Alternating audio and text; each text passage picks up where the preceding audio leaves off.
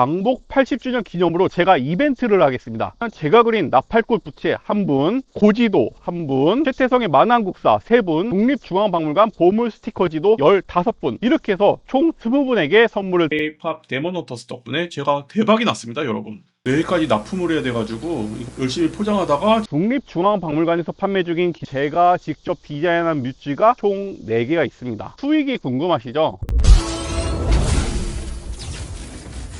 여러분 안녕하십니까, 역지사지 김현큐입니다. 국립중앙박물관에 왔습니다. 요즘 이곳 국립중앙박물관의 인기가 엄청 많다는 거, 지난 7월 한 달에만 무려 69만 명이 몰려들었고요. 작년 대비 2배가 넘는 수치입니다. 상반기 누적 관객 수는 340만 명으로 이 추세라면 사상 최대치를 기록하게 될 것입니다. 우리나라를 찾는 외국인들은 경복궁보다 이곳 국립중앙박물관을 더 많이 찾고 있다고 해요. K-팝 데모넌터즈의 인기가 크게 한몫을 하고 있는데요. 영화에서 국립중앙박물관이 직접 등장을 한 건 아니지만 한국 전통 문화에 대한 관심이 많아진 덕분인 건 확실한 것 같습니다. 여러분, 국립중앙박물관에서 판매 중인 기념품을 뭐라고 부르는지 혹시 아시나요? 네, 바로 뮤즈라고 부릅니다. 뮤지엄과 굿즈를 합친 이름이고요. 국립박물관 기념품의 브랜드 네이밍이라고 볼 수 있을 것 같아요. 루브르 박물관이나 테이트 모던 가셔서 뮤즈라고 하면 못 알아들을 테니 참고하시고요. 요즘 이 뮤즈가 어마어마한 인기를 끌고 있습니다. 그 중에서 제가 직접 디자인한 뮤즈가 총 4개가 있습니다. 국립경주박물관 하나, 광주박물관 하나, 그리고 이곳 국립중앙박물관 거 2개입니다. 국립중앙박물관 뮤즈 2가지를 지금 보여드릴게요. 이거는 국립중앙박물관의 보물 스티커 지도입니다. 국립중앙박물관 전시관 1층을 지도로 만든 거고요. 각 전시공간의 대표 유물과 그 시대의 대표 인물을 스티커로 만들어 넣었습니다. 그리고 이거는 국립중앙박물관 보물실입니다. 네, 띠부띠부 실 아시죠? 같은 컨셉으로 만든 스티커예요. 보물실이라는 상표권이 저한테 있고요. 디자인 저작권도 특허청에 등록을 해놨습니다. 제가 만든 국립중앙박물관 보물실의 가장 큰 특징은 바로 투어북이에요. 네, 여기에는 경주박물관과 광주박물관 그리고 국립중앙박물관의 스티커를 모두 모아야 이 투어북이 완성될 수 있도록 디자인을 했습니다. 예전에 보물실을 디자인하고 제작하는 모든 과정을 콘텐츠로 만들어서 보여드린 적이 있습니다. 궁금하신 분들은 오른쪽에 링크를 달아드릴 테니까 확인해 보시기 바랍니다. 보물실에 대한 아이디어부터 기획, 디자인, 그리고 제품을 생산하고 패키지를 만드는 과정을 모두 보여드리고 있어요. 이 영상으로 가름을 하겠습니다. 오늘은 국립중앙박물관 보물 스티커 지도를 중심으로 설명을 드릴게요. 이 뮤즈를 디자인하게 된 계기는 4살이었던 딸과 단둘이 국립중앙박물관을 오게 되었는데요. 그때 리플렛에 있는 국립중앙박물관 지도를 보게 되었고, 어린이 입장에서 지도를 보고 이해하기 어렵다는 것을 발견을 했습니다. 우선 추천 동선과 지도가 연결이 잘 안 되었었고요. 추천 동선이 박물관 1층 절반만 보고 2층에 올라가서 탱화 한 점을 보고 3층에 올라가서 관람을 한 뒤에 2층에 내려와서 반가 사유상을 보는 것으로 이 관람이 끝이 납니다. 제가 생각했을 때 국립중앙박물관의 메인은 바로 1층입니다. 구석기 시대부터 대한제국까지 모든 시대가 순서대로 1층에 있거든요. 리플렛대로라면은 구석기, 신석기, 고구려, 백제, 신라, 가야까지는 보고 끝이에요. 통일신라, 발해, 고려, 조선, 대한제국은 못 보고 박물관을 떠나야 되는 그런 동선이었습니다. 그래서 저는 우리 역사 전반을 모두 살펴볼 수 있도록 1층에서 시대 순서에 따라서 관람을 하는 지도를 만들어 보기로 했고요. 이제 두 번째 문제 입니다. 국립중앙박물관 지도는 어린이가 알아보기 힘든 지도였어요. 설계도를 그대로 옮겨다 놓은 지도였습니다. 건물의 기둥 위치와 복도 형태까지 담겨 있었죠. 사실 우리 같은 일반적인 관람객 입장에서는 지도가 이렇게까지 정밀할 필요는 없습니다. 전시실이 어디에 있고 동선은 어떻게 되고 화장실과 출구는 어디에 있는지 정도만 담으면 되는 거죠. 그리고 저는 지도의 방향도 문제라고 생각을 했어요.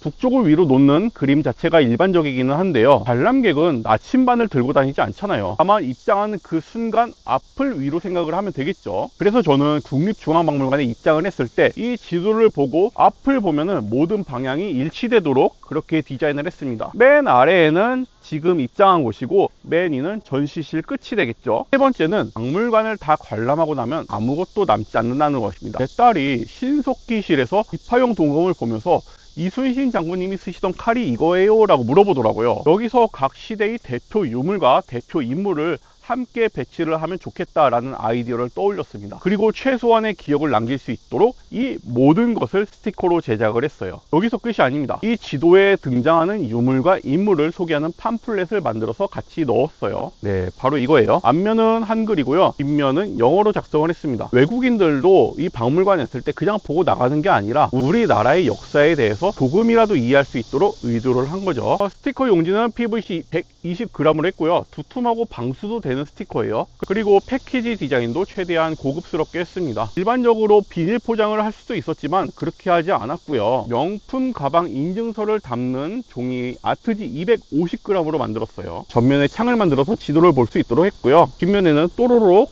뜯어가지고 깔끔하게 패키지를 열 수 있도록 했습니다. 그리고 상품명은 금박으로 마감을 했어요. 그렇게 만든 게 바로 이 국립중앙박물관 보물 스티커 지도입니다. 조금 더 디자인의 설명을 보태자면 단순해 보이지만 나름 디테일에 신경을 많이 썼어요. 우선 유물과 인물이 스티커라는 걸 보여주기 위해서 그림자를 넣어서 살짝 띄워놨고요. 또 스티커를 떼었을 때 그 그림자가 묻어나지 않도록 칼선을 조금 더 작게 만들었습니다. 전시실은 검정색 벽을 단면으로 표시를 했는데요. 마치 하늘에서 박물관을 내려다보는 것처럼 3D로 벽을 만들고 빛이 좌측 상단에서 들어오면서 그림자가 우측 하단에 맺히는 모습을 섬세하게 그려 넣었습니다. 그리고 주요 시설을 픽토그램으로 넣었어요. 계단, 에스컬레이터, 엘리베이터, 영상관, 의무실, 화장실, 유모차 대여소까지 모두 표시를 해놨습니다. 그래서 어린이와 같이 방문하신다면 관람 전에 이 지도를 구매하시는 것을 추천드립니다. 좀 더 요긴하게 활용을 할 수 있기 때문입니다. 그리고 가격도 상당히 저렴해요. 네, 6,000원입니다. 다른 뮤지와 비교를 해서도 많이 저렴을 한데요. 우선 저는 이걸로 돈을 벌어야겠다는 생각은 없었어요. 여기 국립중앙박물관에 납품을 한 것만으로도 너무나 큰 영광이고, 자, 그러면 디자인한 이 지도를 바탕으로 국립중앙박물관을 관람해 볼 수 있습니다. 네, 국립중앙박물관 1층에 들어왔습니다. 그래서 이 지도를 바탕으로 지금부터 입구가 여기에요. 그래서 지금부터 오른쪽이 여기, 왼쪽이 여기.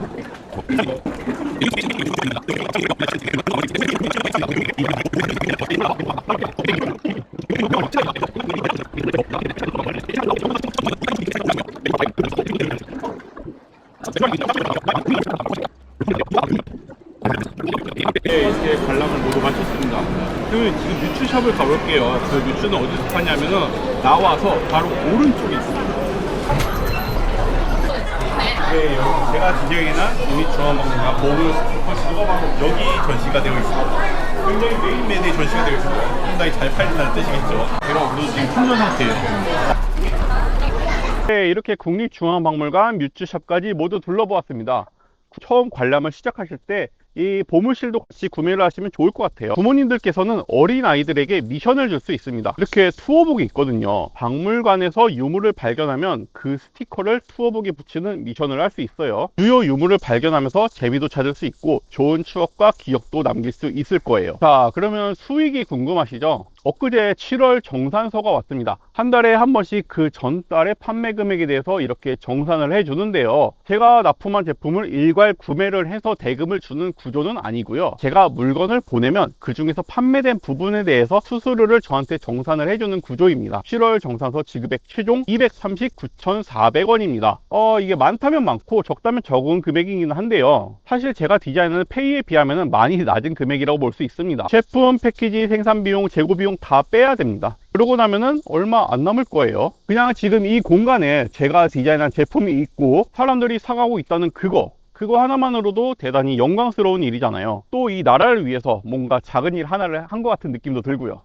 여러분, 이 사진은 제가 초등학교 4학년일 때 국립중앙박물관을 방문했을 때의 모습입니다. 지금 이 건물이 아니라 조선총독부 건물이었어요. 아마 어리신 분들은 전혀 모르실 거예요. 식민지배를 했던 총독부 건물을 국립중앙박물관 건물로 사용을 했던 나라였습니다. 너무 속상하지 않나요? 그런데 지금은 이렇게 세계적인 박물관이 되어 있어요. 어디에 내놔도 부끄럽지 않은 자랑스러운 국립중앙박물관입니다. 그리고 지금 그 공간에서 여러분을 만나고 있다는 것 자체만으로도 정말 감사한 일입니다. 광복 80주년 기념으로 제가 이벤트를 하겠습니다. 오늘 8월 17일, 오늘부터 8월 31일 역디사디에 댓글을 남겨주시는 모든 분들을 대상으로 할게요. 유튜브에서 최근 일주일 댓글을 제가 파악이 가능하거든요. 정말 공정하게 할게요. 어떤 콘텐츠든 상관이 없습니다.